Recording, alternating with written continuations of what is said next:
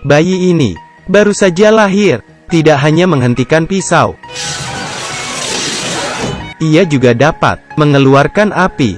Dia memiliki kumis lucu di mulutnya. Ia mungkin kelihatan aneh.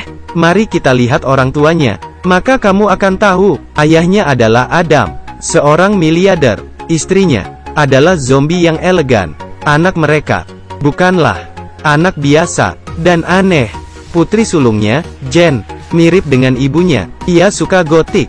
Hobinya adalah memainkan permainan pembunuhan. Anak lakinya, Ben, sangat mirip dengan pamannya. Sama-sama tidak punya akal sehat dan bodoh. Rumah mereka memelihara binatang yang aneh, yaitu sebuah tangan kanan. Dia tidak hanya cepat, ia dapat roller skating dengan berbagai macam trik.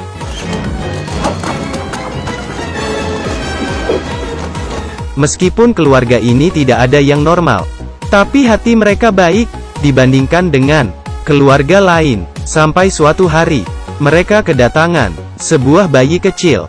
Keluarga Adam sangat suka bayi ini. Bayi itu diberikan 7 pisau di atas ranjangnya. Disiapkan juga mainan yang imut. Tetapi Jen dan Ben tidak senang, terutama Jen. Dia khawatir cinta orang tuanya direbut oleh adik laki-lakinya. Di malam yang gelap dan berangin, mereka membawa bayi itu ke atas atap. Kemudian, mereka melemparnya. Saat Adam membuka jendela, ia kebetulan menangkap bayi itu. Untung masih selamat. Sedikit lagi akan menjadi cerita horor. Saat orang tua mereka tahu kejadian ini, mereka merasa ini tidak baik untuk bayinya. Oleh karena itu, mereka merekrut pengasuh muda yang cantik. Tugasnya adalah menjaga bayi itu.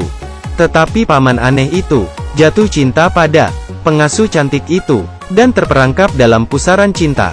Dia sering bersembunyi di sudut untuk melihatnya. Pengasuh itu juga sengaja menggoda paman itu. Pengasuh itu mempunyai rahasia.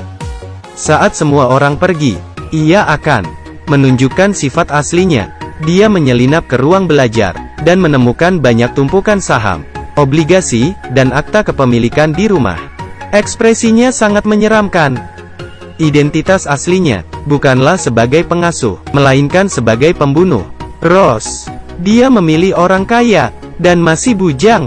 Dia akan merayu dan membunuh mereka saat malam pertama, dan akan terlihat seperti kecelakaan.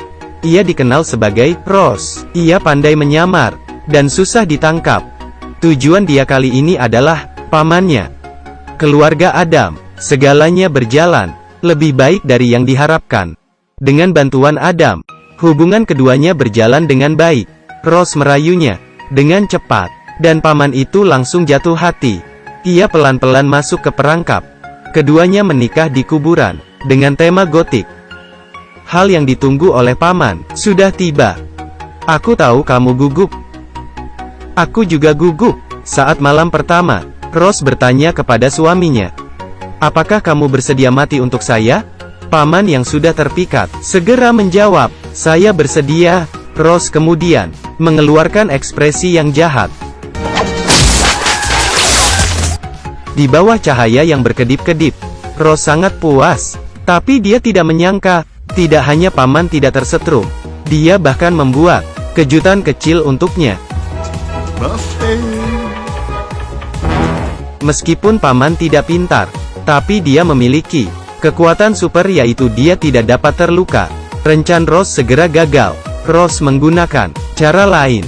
Ross merayu paman dengan pelan-pelan. Ross segera menguasai harta paman. Dia hidup dengan mewah. Ross juga memutuskan hubungan paman dengan keluarganya. Saat Adam mendengar kabar paman, ia segera mencari paman di kediamannya. Ross lah yang menyapa mereka. Dia mengusir Adam dan istrinya. Pada saat ini, paman berada di pojokan, tidak berani bersuara. Saat ini, paman benar-benar terpikat dengan Ross, menjadi budak Ross. Setelah mereka pulang, mereka mendengar bahwa anak bungsu mereka sakit. Dia menjadi bayi normal. Penyihir itu mengatakan bahwa bayi ini sakit karena perselisihan keluarga. Jika terus seperti ini, bayi ini akan semakin normal. Lebih parahnya, bayi ini akan menjadi pengacara atau dokter. President. Adam yang mendengar, segera berlutut di lantai. Sangat menyedihkan. Mengapa keluarga kami mengalami musibah seperti ini? Rose ingin segera membunuh suaminya. Dia menaruh banyak bom waktu, dan membungkusnya sebagai hadiah untuk suaminya. Dia memperingatinya untuk tidak mengintip isi hadiah. Dia mengambil kopernya, dan pergi. Paman memeluk hadiahnya, dan sangat gembira. Ia tenggelam dalam kebahagiaan cinta, dan menari berputar-putar. Ia tidak tahu ia dalam bahaya. Rose duduk di dalam mobil, dan melihat pintu. Dia berakting nangis, untuk mengelabui polisi. Sambil menunggu bomnya meledak, ia melihat jamnya, dan menunggu.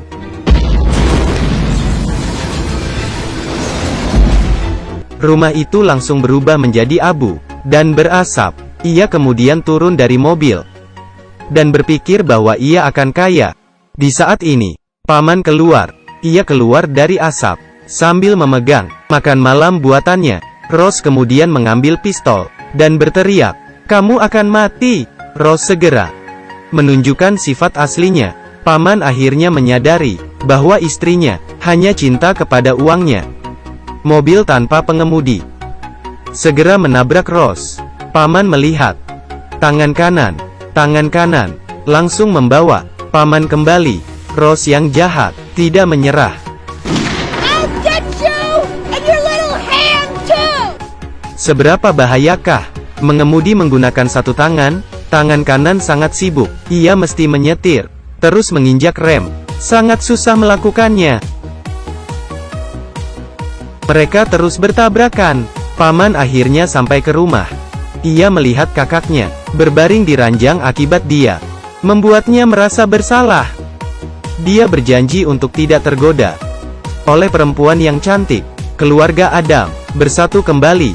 Di saat ini, Rose datang, membawa pistol, dan berdiri di depan pintu. Dia mengikat semua orang di atas kursi listrik, beserta tangan kanan. Tapi Rose lupa satu orang, yaitu si bayi yang baru lahir. Bayi super. Dia merangkak, dan mengambil sebuah pisau. Dia membuat lubang, dan memanjat keluar.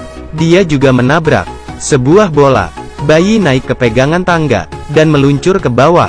Ia jatuh ke atas sepatu roda. Bayi ini sangat senang. Setelah satu putaran, ia duduk di atas papan. Di saat bersamaan sebuah bola jatuh, dan bayi terlempar ke atas, sampai ke awan.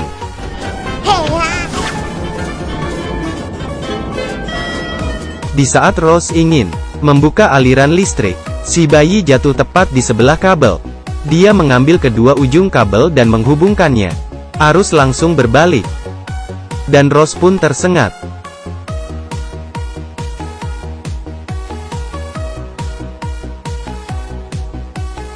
Pada akhirnya, si bayi yang menyelamatkan mereka. Rose yang jahat mendapatkan karma. Adam dan keluarganya kembali menjadi damai. Film ini bernama Addams Family Values. Mempunyai skor setinggi 8,7. 97% komedi dan 95% fantasi. Semua karakternya berasal dari komik.